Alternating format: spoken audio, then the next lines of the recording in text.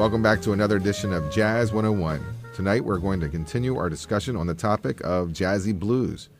In the studio we have Bradley Alston. He is an educator and a member of the Baltimore's Blues Society. We're going to continue our discussion reviewing historical recordings. Tonight it's part 2 of Jazzy Blues. John Coltrane song you have listed. It's a song that he made. It's on his album, John Coltrane Plays the Blues. John Coltrane was a blues-based jazz musician.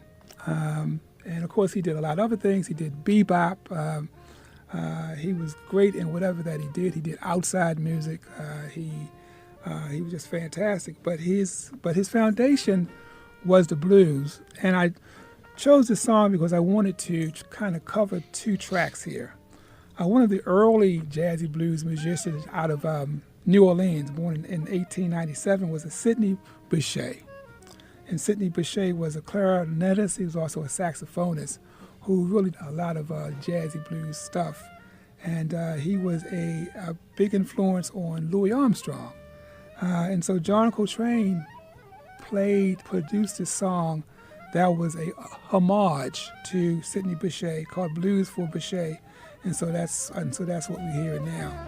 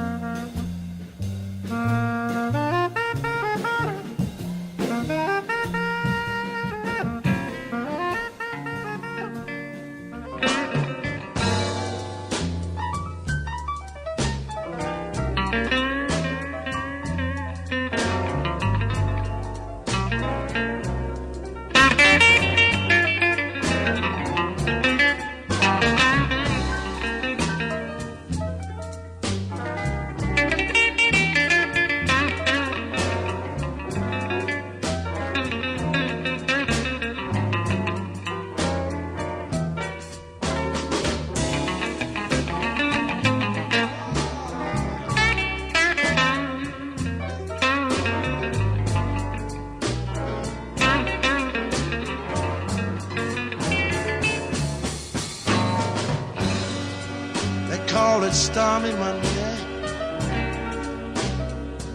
but Tuesday's just as bad.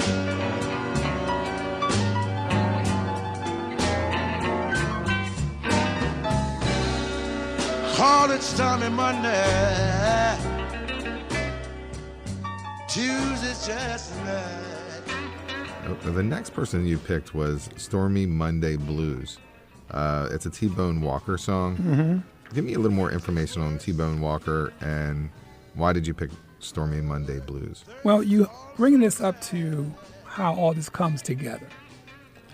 You have on one hand, you have the Southern rural blues of Charlie Patton, Sunhouse, and Robert Johnson, developing, which is definitely blues-based, country blues.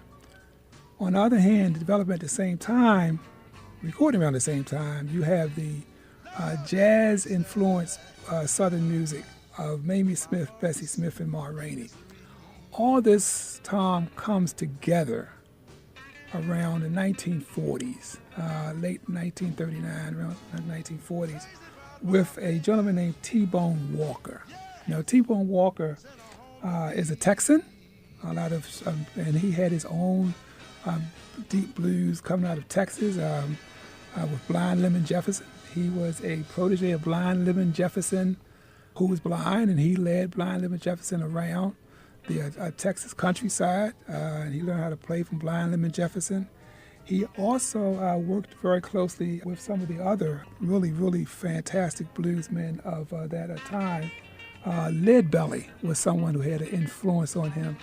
So T-Bone Walker is credited with being the first person to put all this together. He put the country blues together with the swing music, kind of jazzy swing music that was pretty prevalent during World War I. And T-Bone Walker's Stormy Monday Blues is one of the classics of blues music. And I also want to add that he was a big influence on people like Pee Wee Crayton, Lowell Forson, Duane Allman, Albert Collins, Johnny Winters, and especially B.B. King. Now, I'm not really familiar with him, but I'm going to have to really do some research. Mm-hmm. Sounds like all things kind of go to this point. Yeah. And he is the gatekeeper of more the modern jazzy blues. Jazz and blues. Yeah, jazz. If you want to look up jazzy blues, of course, this is not true. But if there was a jazzy blues dictionary, if you look it up, you will see a picture of T-Bone Walker. And if you listen to this is like a perfect example of how it all comes together now. Now, the next person that you have is Eddie Cleanhead Vincent with the Cleanhead Blues. Yes. And this is another gentleman I'm not really familiar with, but explain who he is and what's his relationship and why'd you pick this song, Cleanhead Blues? Eddie, I call Eddie Cleanhead Vincent a bluesy jazz man and a jazzy blues man.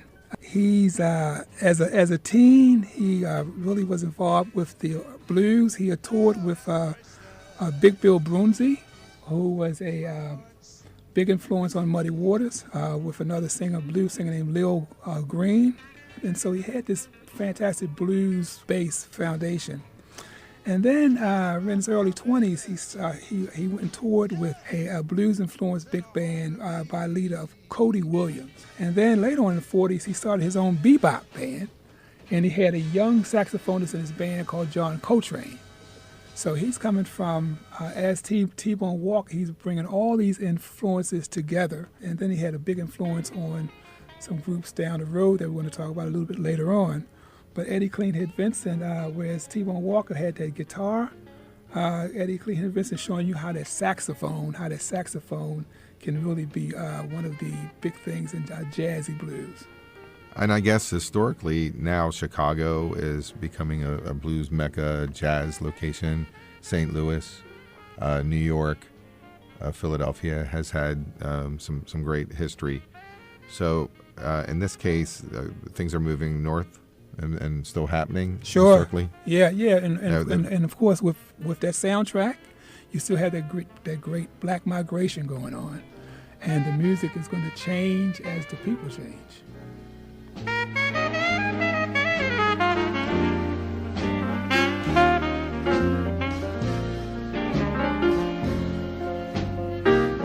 Folks call me Mr. Cleanhead just because my head is bald.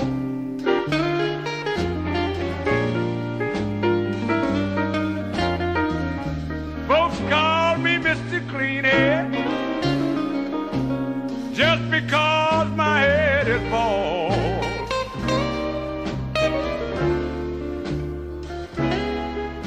But with the stuff that I use, I don't need no hair at all.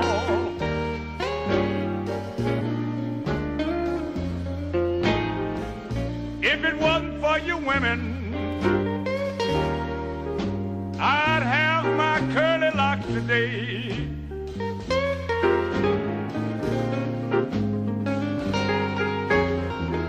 If it wasn't for you women, I'd have my curly locks today.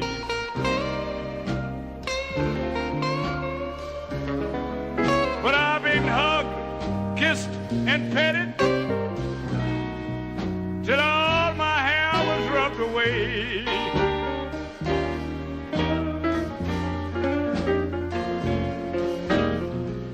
when it starts to getting winter, my head gets kind of cold. I try to grow a little hair, but I can't to save my soul. When it starts to getting summer, I get such a pretty tan.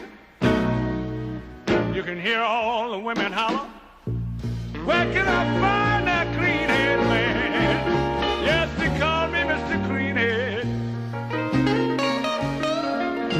'cause I've been born a long, long time. But I don't need to worry. You get yours, and brother, you know I'll get mine. If you just joined us, you're just listening to Jazz 101. Tonight we have Bradley Alston in the studio, and we're talking about jazz and blues, or jazzy blues. I often think of the life I live, and it's a wonder I ain't dead. Drinking and gambling, staying out all night, living in a fool's paradise. My mother told me, father told me too, someday my child, fate will catch up with you. Drinking and gambling, staying out all night, living in a fool's paradise. Now, Charles Brown, I do know him, so I feel good. And that's okay. You don't have to know everything. Yeah. Yeah, but Charles Brown, give a little background of him, and the song that you chose was Fool's Paradise. Charles is someone who I had a great chance to see, great fortune to see up in Philadelphia in the real early 90s. One of my big thrills was to see him at the Riverfront Blues Festival down at Penn's Landing, up in Philly. And Charles, I think, is one of those really smooth, almost kind of like Nat King Cole was one of his idols there. And he kind of brings that jazzy blues feel, but kind of a Nat King Cole kind of feel there, kind of smooth, kind of suave. And I just think that he is a good example of exactly how you can do jazzy blues, but do it in a different kind of way, even on the jazz side. More on the silky voice. Yeah. So kind of think of Muddy Waters meets some Nat King Cole, Yeah. Doesn't sound bad. Mm-hmm. He also had a lot of top 40 hits. He did. He was a big pop star. One of his biggest hits was Merry Christmas Baby. Yeah. Now, there are other people during that time period that still had that same kind of vibe, and I know that we're getting close to the Stax Volt time period, which were really able to pick up that blues influence and turn it into, very commercial sounding pop songs. Sure. We're actually getting over into a soul blues, which could be another show. I see another show coming.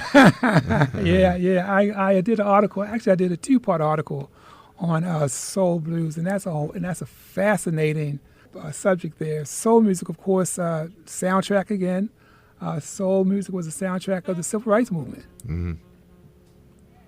The next person that you picked, the song is called WEAA-FM for Me, which is a classic. Mm-hmm. And I'm going to stumble over the name, Gene Ammons. Yes, Gene Ammons on saxophone, and Richard Groove Holmes on Hammond B3 organ. Okay. We're moving forward now.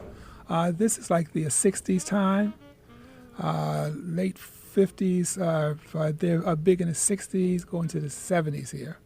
And I chose this particular song because I wanted to show how the organ and saxophone can evoke that jazzy blues feel. And you can hear the blues influence there. You have that jazzy blues influence. Wonderful song. And 60s, 70s, maybe to the early 80s, you had a lot of organ-based jazz. Jimmy Smith would be one of the good examples of that. Jimmy Smith himself, we had him at a blues festival here, at a jazz blues festival here at the Inner Harbor about 92, 93.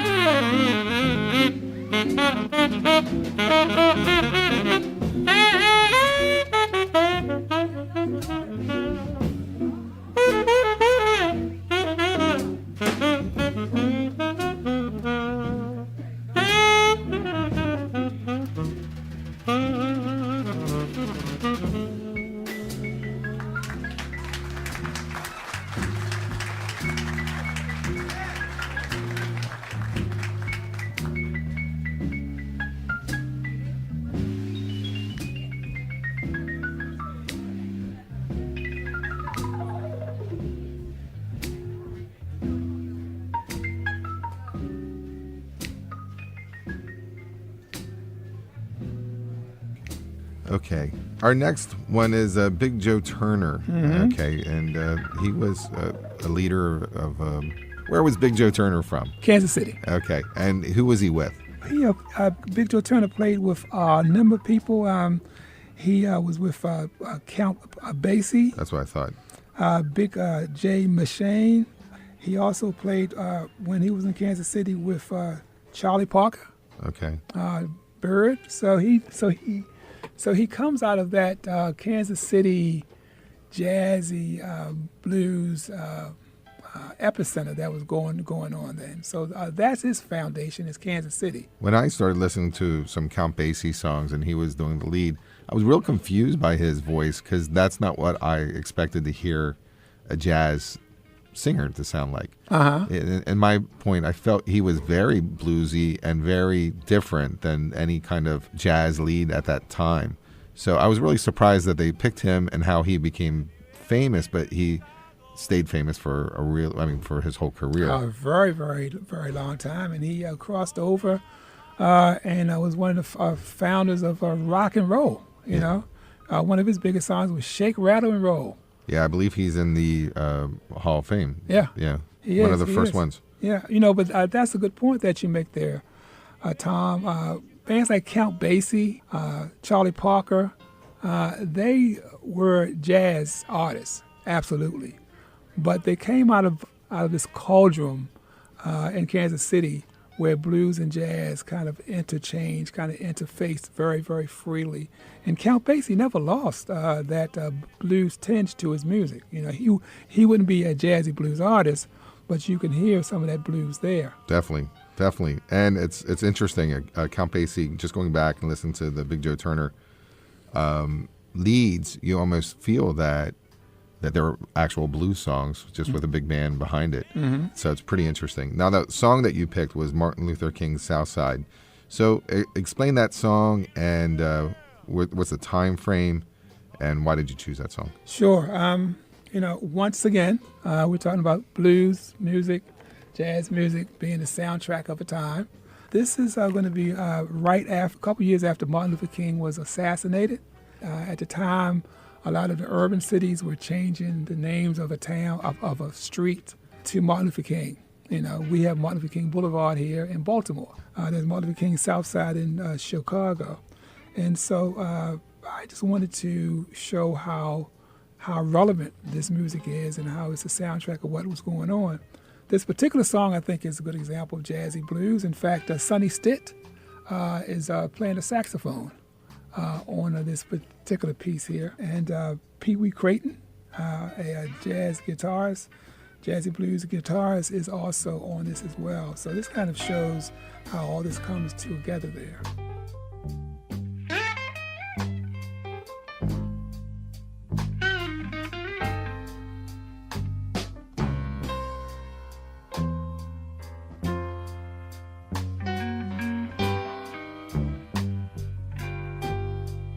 Have you ever been to Chicago? Walk down Martin Luther Avenue.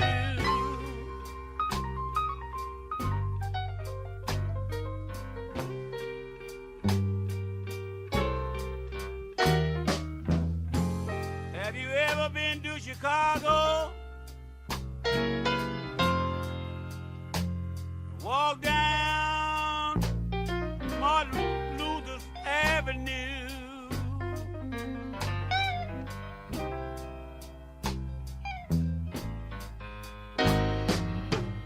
You see so many beautiful girls.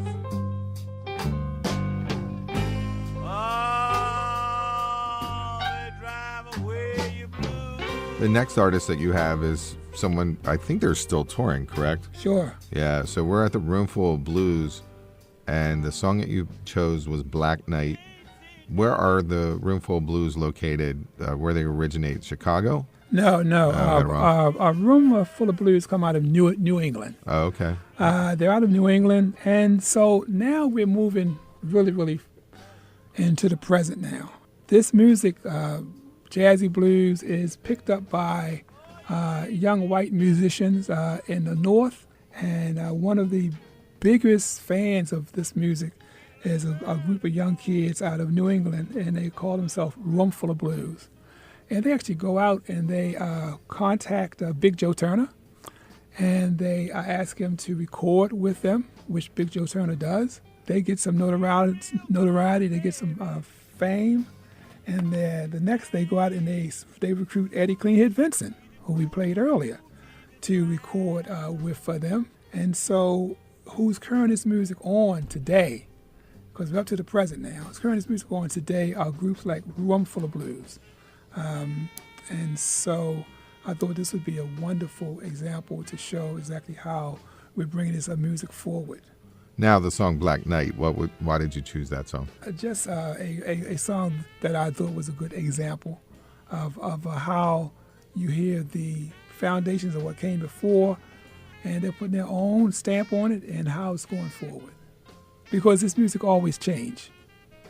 Black night is falling.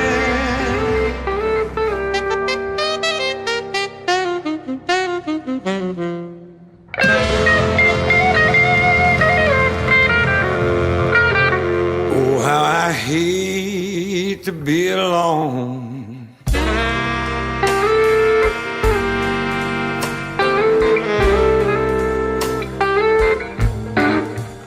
I keep crying for my baby, and now another day is gone.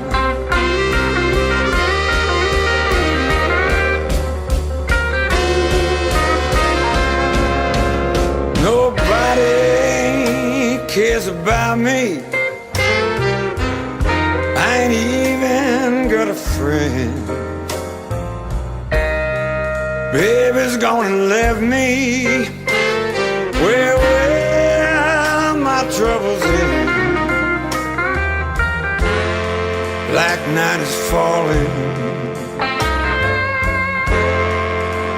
Oh, how I hate to be alone.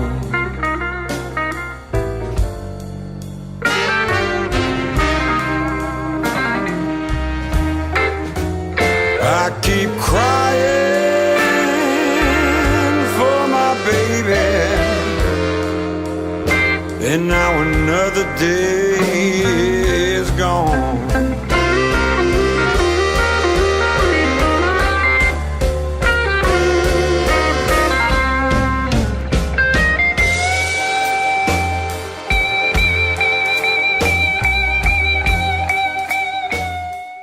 Do you have anything else you have on your cards? That I maybe know. I can put in. That's We it. hit it all. That's We it. did pretty good, didn't we? Yeah, we did. All right, let's do the ending. Bradley, thank you so much for joining me on Jazz 101. Sure. Thank you. Jazz 101 is recorded at WEAA-FM, Morgan State University, the home of cool jazz and more. Our producer is Tyron Rice. Until next time, let's make jazz great again.